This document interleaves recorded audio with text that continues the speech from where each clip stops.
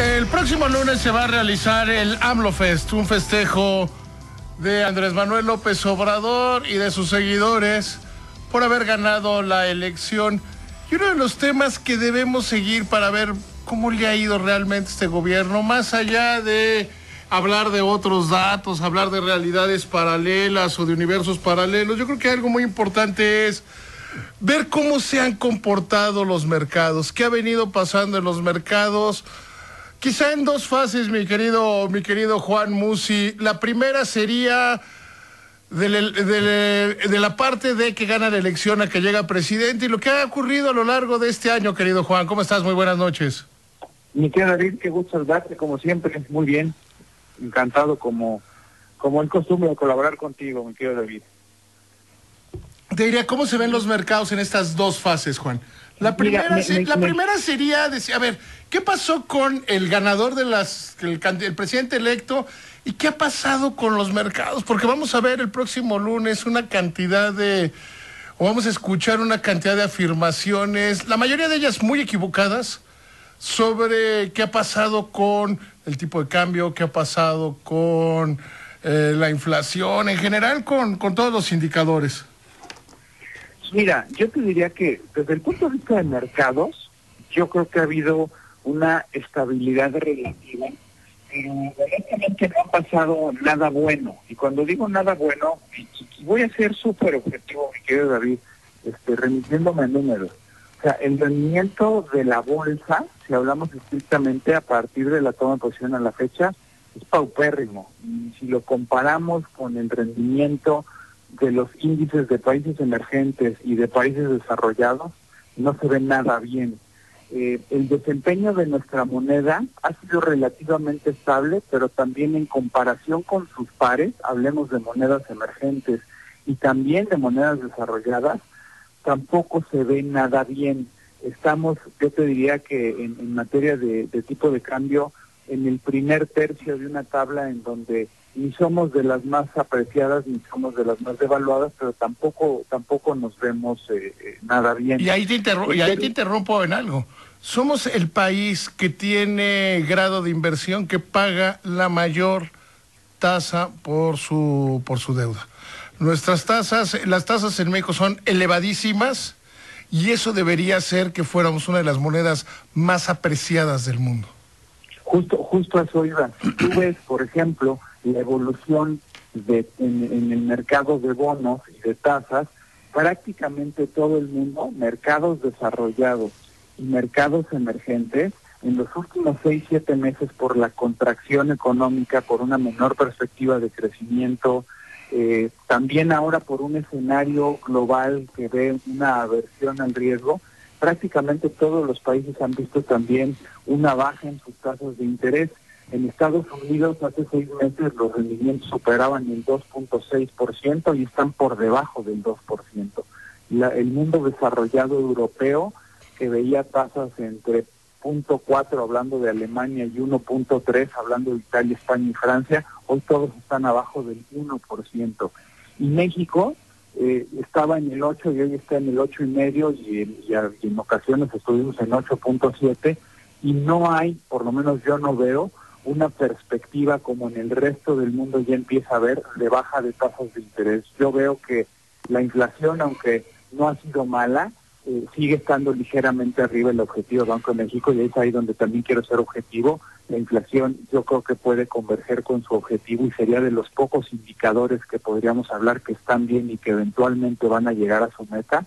Pero si hablamos de crecimiento económico, hace 6 meses la perspectiva se ubicaba en 2%, hoy la mayoría del consenso lo ubica en 1.3% y cada vez más firmas y corredurías y analistas independientes empiezan a hablar ya del 1 e incluso de cifras por debajo del 1, ¿no?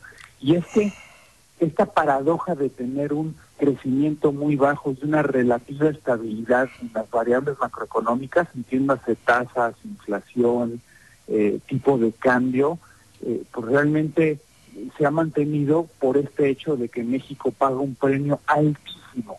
Y por eso es que de nuevo en estos últimos días, este mes, vuelve a ser un mes en el que los flujos de dinero de extranjeros han sido positivos. No se ha ido dinero, ha llegado dinero, pero ha llegado a especular y ha llegado a invertir en un país que te paga un diferencial de tasa de 6,5 puntos porcentuales contra Estados Unidos, por ejemplo, y contra quien te compares, el rendimiento real o por arriba de inflación es pues prácticamente incomparable a ningún otro. Un alto costo del servicio de la deuda que pues también evidentemente no es una buena noticia, David. Claro, más hay que sumarle a esto las degradaciones y las revisiones a las bajas de las calificadoras. Por supuesto, también hace 6 meses hay que decirlo, Pemex estaba 2 niveles arriba, hoy ya tiene por Fitch el grado de bono chatarra, está al borde de bono chatarra por las otras 2 calificadoras. Hace 6 meses también teníamos una deuda soberana por todas las calificadoras con perspectiva estable y 2 niveles arriba del grado de inversión. Hoy ya tenemos por una calificadora una reducción y en todas una perspectiva negativa. En fin, yo creo que sí ha habido un deterioro. Hablábamos, por ejemplo, también de inversión extranjera directa, que a mí es un rubro que me apasiona y que me encantaría ver crecer. Pues evidentemente se hablaba de una buena cifra del primer trimestre y cuando la contrastas con el primer trimestre del 2018, también es inferior. Típicamente el primer trimestre del año ve una buena cifra en inversión extranjera directa por empresas extranjeras que hacen reinversión de sus utilidades en México y no necesariamente dinero nuevo que llega a establecerse en México, porque también se ha deteriorado en los últimos 6 meses el Estado de Derecho y las condiciones de seguridad para ofrecer certidumbre, para ofrecer condiciones atractivas para que empresas transnacionales vengan a establecerse en el país. Y si además le agregas que por ahí en algunos estados también surgieron temas laborales, en el caso de Matamoros, pues evidentemente el rubro de inversión extranjera directa no se ve muy bien. Recién se anunciaba con bombo y platillo este compromiso de los empresarios por invertir en México, también una cifra importante de dinero, pero que en contraste con el 2018 es menor, David. Y yo quiero ver del dicho al hecho, pues también porque hoy lo que vemos prácticamente en todos los sectores, pues es mucha incertidumbre, mucho miedo, y pues los empresarios quieren pagar por ver, y pues estamos en una situación desafortunadamente que en lugar de generar crecimiento económico, pues te genera que incluso empiecen a bajar las cifras de consumo. El mismo turismo, David, ha bajado. La prensa internacional y lo que proyectamos hacia afuera tampoco ha ayudado a impulsarlo. En fin, yo creo que el balance 6 meses después, y de nuevo quiero ser muy objetivo, con salvedad de la inflación, en el rubro que me diga, es peor o se ha deteriorado hoy con respecto a hace 6 meses. No te quiero quitar el lado positivo, pero yo creo que la inflación ha mostrado excesiva resistencia a bajar. Y hemos visto algunos rebotes preocupantes hacia adelante. Habría que estar pendientes de cómo va a impactar el precio del aguacate, el precio del huevo, lo que ha venido pasando con los combustibles, que más o menos se ha detenido, pero yo no veo que esté claro abajo de la meta, y más y tampoco lo ve así el Banco de México. Si tú lees sus minutas, ellos no están muy confiados en que la inflación esté convergiendo hacia la meta. No, de hecho ven un balance de riesgos que se ha incrementado. En ningún momento en el lenguaje ves pues que ya venga pronto una baja, así como en su momento sí seguimos a la Fed en los movimientos al alza. Si la Fed empezara en julio su proceso de baja de tasas, yo creo que aquí todavía es sumamente prematuro empezar a hablar de seguir a la Fed.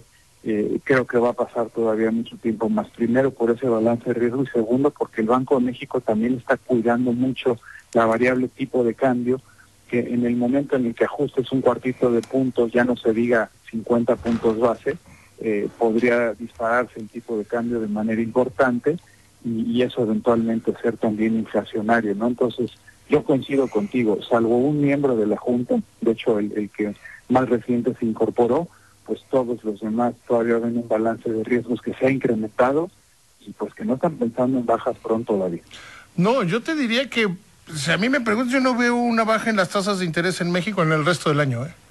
Así como hoy en la Fed puede estar el debate que si va a ser un cuarto de punto, que si va a ser medio punto, por más que ya algunos de los directores de reservas estatales digan que no, que eso es impensable. Yo no veo la manera de que en México bajen las tasas de interés, la inflación ha tardado mucho en converger y además veo que la posición de Banco de México, como bien lo decías, Juan, es quedarte muy arriba en las tasas porque en el margen es más fácil defenderte. Subir la tasa de referencia de 8.25 a 8.50, 8.75 es más fácil que pasar de niveles del que si no hubiera tanto riesgo, tanta incertidumbre, pues podríamos estar fácilmente hablando de tasas de alrededor del 6.5, 6.5, si no hubiera todos los factores inducidos por el nuevo gobierno, ¿no? Total y absolutamente de acuerdo. Yo creo que hablar de una inflación de 4% y tasas de 6.5 ofreciendo un rendimiento real de 2.5 sería factible a tasas de crecimiento arriba del 2.5 y aquí ya entran los hubieras, ¿no? Si no hubiéramos cancelado el aeropuerto, si no le hubieran degradado la calificación a Pemex de CFE, si no estuviera en observación negativa el tema de la deuda soberana.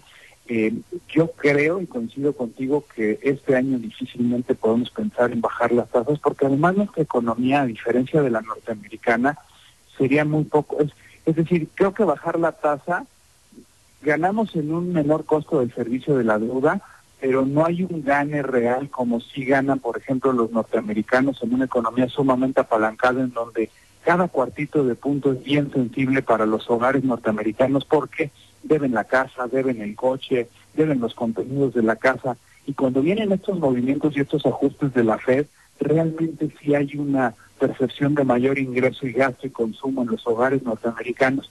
En México, desafortunadamente, el cuartito o medio punto no hacen diferencia porque sí estamos apalancados, pero estamos apalancados en créditos de nómina al 70%, en tarjetas departamentales o de autoservicio o tiendas a tasas también del 70-80%, en donde ese cuartito de punto no es sensible en la economía de los hogares y es muy poco lo que se gana, insisto, sí en el costo del servicio de la deuda y mucho lo que se arriesga en una bajadita de tasas o en un ajuste de un cuarto de punto. Coincido contigo que este año difícilmente la vemos bajar. Querido Juan, siempre es mi placer platicar contigo, siempre muy ilustrativo. Te mando un abrazo con mucho cariño, querido Juan. Igualmente, mi querido David, cuídate mucho, muy buenas noches. Que te vaya muy bien.